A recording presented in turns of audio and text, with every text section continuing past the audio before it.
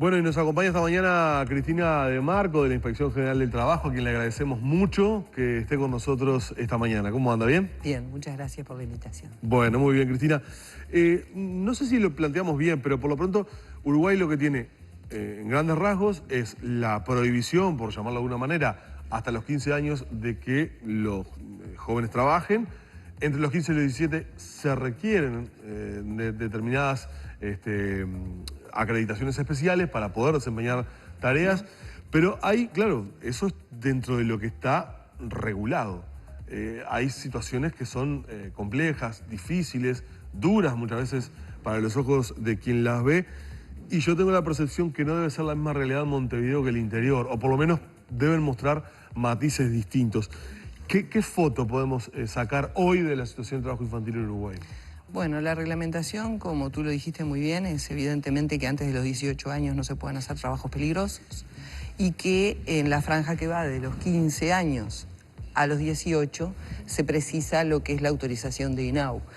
Se te hace todo un examen físico y psíquico al presunto posible trabajador y evidentemente se busca que esté apto para la tarea que va a realizar en las condiciones y naturaleza de esa tarea. La normativa es desde los convenios internacionales de trabajo ratificados por nuestro país hasta el Código de la Niñez y la Adolescencia, que en capítulo 12 especifica exactamente cuáles son las condiciones para trabajar. ¿Qué ocurre en la realidad? En la realidad, el Comité de Erradicación de Trabajo Infantil, que preside la Inspección General de Trabajo y que lo integra también INAU, por la parte gubernamental, Ministerio de Salud Pública, Ministerio del Interior, hoy el MIDES, que está incorporado también, porque en el año 2000, cuando este decreto crea el comité, todavía MIDES no estaba. Integran también las intendencias, el PCNT, las cámaras empresariales. Hay una mirada en ese conjunto de gente que representa voluntades, una mirada y una agenda pública que busca que este trabajo infantil sea cada vez más erradicado o más minimizado, como pide también la Organización Internacional de Trabajo. Yo tengo acá información de la producción que estuvo trabajando en la preparación de la entrevista, que nos aportan un dato que en el 2009 había una cifra que era que unos 67.000 niños y adolescentes en Uruguay trabajaban. ¿Tienen nuevos datos? ¿Se ha revertido esa cifra?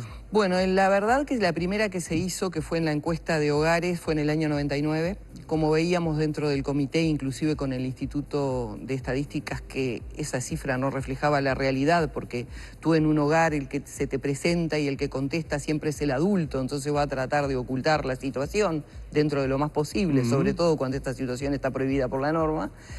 Buscamos hacer una encuesta que se hizo en el 2009 con el Instituto de Estadística, donde reflejara la respuesta de los niños y adolescentes que trabajaban. Entonces, en esos 67.000 o algunas otras cifras que han salido, hasta cercanas a los 90.000, hay trabajos que son de 2-3 horas, trabajos que tienen que ver con el ámbito familiar, trabajos que no son la explotación misma. Por tanto, es una encuesta complicada que viene a ver desde qué es realmente una relación de trabajo donde bilateralmente hay un salario, donde hay una explotación, donde se hacen más horas que las debidas o las que la normativa prevé, y las otras que son un poco aprender un oficio, estar con un adulto. Eso enraba la generalidad. Por eso hoy por hoy necesitamos una encuesta más actual y es lo que el comité de alguna manera en lo que está trabajando. Pienso, es por uno ejemplo, de las bases. En el rol que hasta juegan en la economía de esos primeros años cercanos a la independencia, esas changas que salen de repente haciendo los mandados de un almacén, ese tipo de actividad que muchas veces se hace sin la inscripción correspondiente, sin los permisos correspondientes. Yo tengo la sensación de que en nuestra juventud sigue siendo muy común ese tipo de vínculo laboral. Sí, inclusive cuando cercano a las fiestas tradicionales, en las épocas de zafra, que eso nos preocupa. Claro. Entonces, como al comité le preocupa también a aquellos que dejan la educación por ir a la zafra y la dejan en un momento que nosotros tenemos que terminar el año y estamos dando las pruebas fundamentales para salvar el año y pasar al otro, lo que estamos haciendo es un proyecto que vamos a trabajar en él son 3 puntos. Actualizar la lista de trabajos peligrosos, qué se puede hacer y qué no en esa franja de 17 a 18 años, y si es trabajo peligroso no hacerlo hasta cumplir los 18. ¿Cuál trabajo es el que debe y necesita la autorización de INAU y para eso queremos llegar a todo el país? con charlas, con informativo, con difusión de una forma fácil de que el empleador pueda otorgar el carné al menor y las personas puedan llegar a hacer el trámite en INAU sin demasiados problemas. Porque hoy por hoy capaz que asusta eso, o pensamos, es difícil, vamos mejor a dejar esto quieto, mañana te pongo a trabajar. Claro, si lo burocrático complica, por eso. Vamos directo a lo que hay que hacer y exacto, punto. y ahí caen en la informalidad. ¿Cuántos son los trámites que...?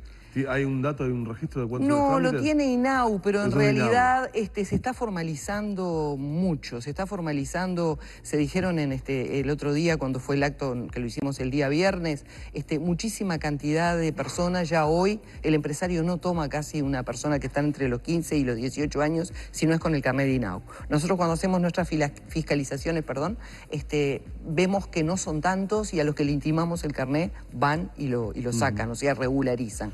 Tal vez el interior profundo es un poco más difícil, claro, porque es cuando uno no llega. Y yendo a lo que es la tarea de ustedes de la inspección y poniendo arriba de la mesa situaciones de explotación concretamente, ¿en qué rubros se han detectado? ¿Qué situaciones son las que han encontrado? Bien, no hemos tenido de las más graves, de las de que hoy por supuesto, en otros países de América Latina puede estar encontrando, ¿verdad? Sí, tal vez en la tala, en la parte de forestación, que pueden estar trabajando, personas en ese rango de edad. Que es trabajo peligroso puede ser, ¿no? Exactamente, sobre todo, como les decía, en la tala, no en la cosecha, porque no de pronto en un vivero que con estar protegido, de pronto en la parte húmeda, con unas botas, claro, o en las manos, podría ser igual, de todas maneras trata de evitarse. El empresario trata de cuidar y por tanto busca la autorización de INAU. Y nosotros lo que vamos a hacer con esta actualización en el listado peligroso es no ser tan fundamentalistas de decir esto no lo puede hacer. Hay muchas tareas rurales que necesitan de la ayuda, del apoyo, de la familia y de la enseñanza en épocas tempranas, pero no queremos que por eso deje la enseñanza o que por eso esté sometido a algo que perjudique en su parte física o psíquica. El expresidente Mujica en su momento fue enfático en cuanto, por ejemplo, a este caso particular del trabajo rural, ¿no? De los jóvenes y el trabajo rural. Exactamente. Y ha tenido prédicas reiteradas y conocidas respecto a la defensa de ese joven inserto en el marco del trabajo rural. Claro, además en la inspección de trabajo funciona también una tripartita rural, que ahí están todas las partes, como les decía, muy parecido al comité. Ven el trabajo rural, de ahí se gestó el decreto rural y también pusieron énfasis en eso, que la enseñanza protegida y sin que dañe a la persona y al adolescente puede realizarse con autorización. Cuando se habla del fenómeno de la explotación sexual infantil, ¿entra dentro de lo que se considera trabajo infantil o directamente allí estamos hablando de un delito aparte y entonces no tiene que ver con esto de lo que estamos hablando? No lo tratamos con esto que estamos hablando. Existe un comité en el Ministerio del Interior que trata específicamente ese tema. Y también los temas de trata en caso de que hubiera alguno o que hubiera algún extranjero también en el medio que estuviera siendo víctima de alguna de estos flagelos. Y ya que estamos hablando de situaciones extremas o de las más graves, ¿no? Son comunes las denuncias de explotación a niveles de crueldad altísimo muchas veces en otras partes del mundo. Se habla mucho de lo que pasa en Medio Oriente con los grandes talleres, con las grandes fábricas, o en Oriente, en el lejano Oriente. ¿Estamos en Uruguay o han habido denuncias de situaciones que puedan tener que ver con ese nivel ya extremo o estamos realmente lejos de esa realidad? En materia de minoridad no la hemos encontrado. Sí, en algunos adultos que de pronto pasaban noches o pasaban en el mismo lugar de trabajo, en talleres, se supo algo en el en época de temporada, pero no hemos detectado casos de minoridad. Y en ese caso, obviamente, se pasaría inmediatamente a la parte penal, claro, directamente. La situación de América Latina es mucho más rica en ese tipo de peligro que Uruguay, al menos nosotros no tenemos esos datos con nosotros. Claro, y en el caso de trabajo infantil en nuestro país, cuando hablamos de trabajo infantil particularmente, lo vinculamos mucho al ámbito laboral, al ámbito familiar, ¿no? O sea, trabajo que se desempeña a través de lo que es el núcleo de la familia o a través de conocidos o allegados a esa familia, ¿no? Claro, es verdad, pero si son pocas horas y estoy protegido por lo que es mi padre, madre o tutor, evidentemente es otro tipo de trabajo y no se da esa explotación de la que estábamos hablando y de la que de alguna manera la Organización Internacional de Trabajo. Este año lo que pregonizó en este 12 de junio fue evitar en las cadenas de producción la mano de trabajo infantil. Y eso es lo que de alguna manera a veces uno no llega al primer peldaño donde se forma la cadena. Pero creo yo que vamos en un buen camino, que estamos trabajando para eso. Y bueno, desde el 2000 y tal vez un poco antes que el decreto existe, este comité busca esos temas y los trata. ¿Cómo debe hacer una persona, un televidente que en este momento nos está viendo, para denunciar una situación de abuso frente a un menor de edad en cuanto al trabajo? Es decir, que el televidente conozca situaciones que dice, para mí esto está mal, este chiquilín está trabajando sin las condiciones adecuadas, sin la edad permitida, lo hacen trabajar mucho y no le están pagando nada. ¿De qué manera puedo denunciar yo esas situaciones?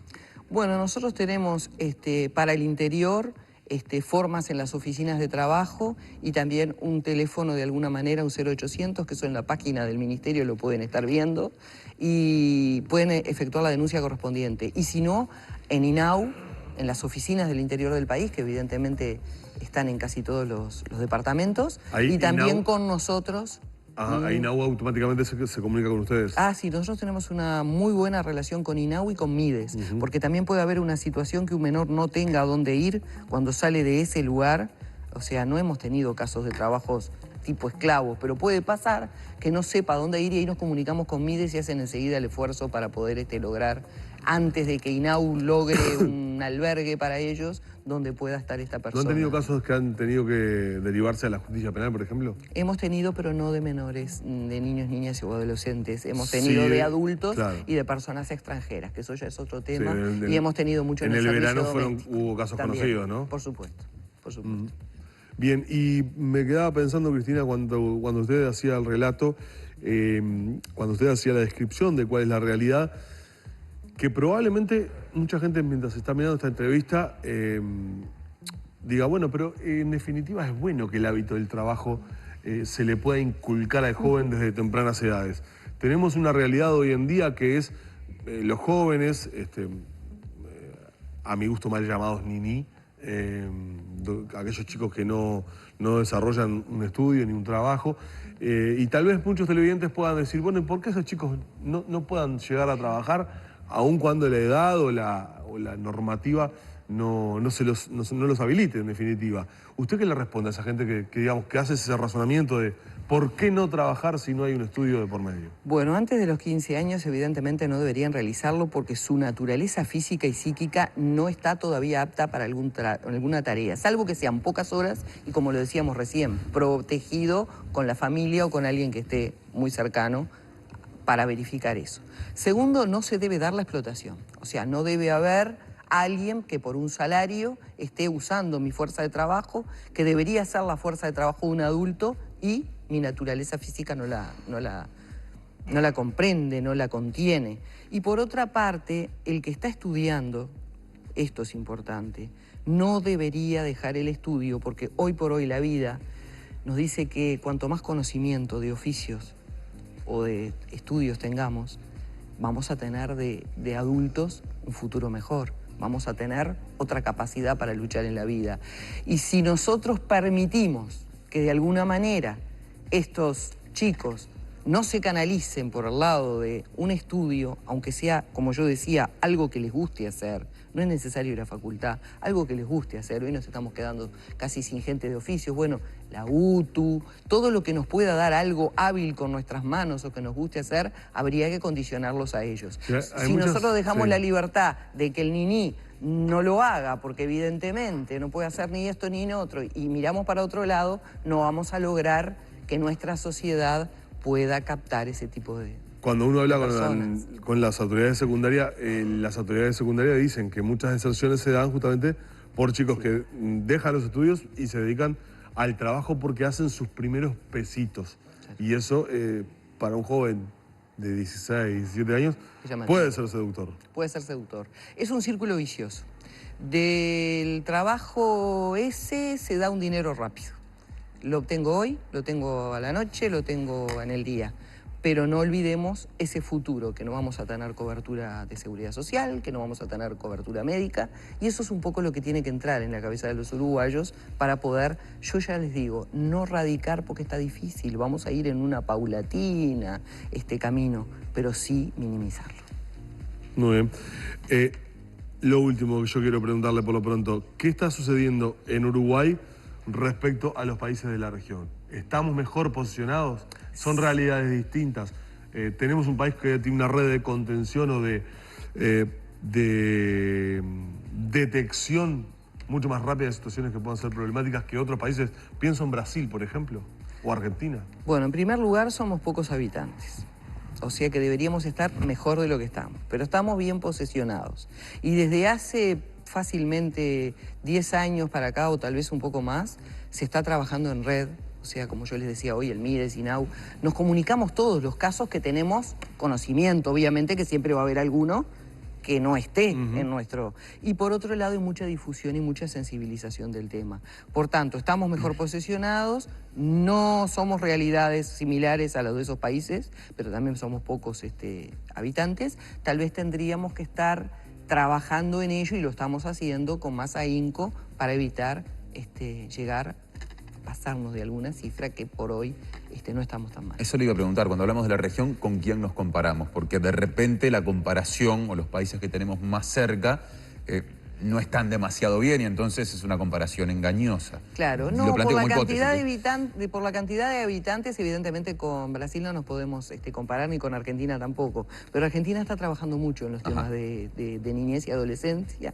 Nuestros países del Mercosur, cuando nos reunimos, hacemos campañas, sobre todo limítrofes. Hablo de los países del Mercosur limítrofes. Hacemos campañas conjuntas a inspecciones de alguna manera conjuntas para que no es que actuemos dentro de la competencia de otro país, pero vamos como veedores del otro y de alguna manera vemos sí que estamos mejor posicionados. Pregunta a una televidente en el cierre, le comento, ¿qué pasa con los chiquilines, por ejemplo, que suben a los ómnibus a cantar alguna canción para hacerse una moneda y que se la pasan todo el día en eso, en definitiva, o a vender golosinas en muchos casos, o otro tipo de productos de venta ambulante? En muchos casos eso no es trabajo desde el punto de vista para nosotros, que no es, puede ser mendicidad o puede ser también que un adulto familiar lo haya mandado. No está la figura del empleador allí atrás para reclamarle al empleador tal cosa. Pero a los que viajamos en ómnibus le podemos decir, a los que tal vez no lo hacen tan frecuentemente, cada vez se ve menos. Fíjense en que es más mayor la persona que sube, y si sube algún chico es en menos cantidad que antes, que de pronto había 2 o 3 esperando para subir al ómnibus. Cristina de Marco, de la Inspección General del Trabajo, le agradecemos mucho estos minutos que ha tenido con nosotros para hablar de una problemática que a veces la dejamos un poco de lado en el correr del año. Cuando llegan las fechas se reflota el tema, pero siempre es oportuno conocer la realidad de lo que está pasando en nuestro país. Obviamente con avances, con políticas que se están instrumentando al respecto, así que ha sido importante. Muchas gracias a ustedes y además es el futuro de nuestros chiquilines, entonces digo, es muy importante. Gracias por haber venido. Gracias. Vamos cerrando la entrevista por acá con Cristina de Marco.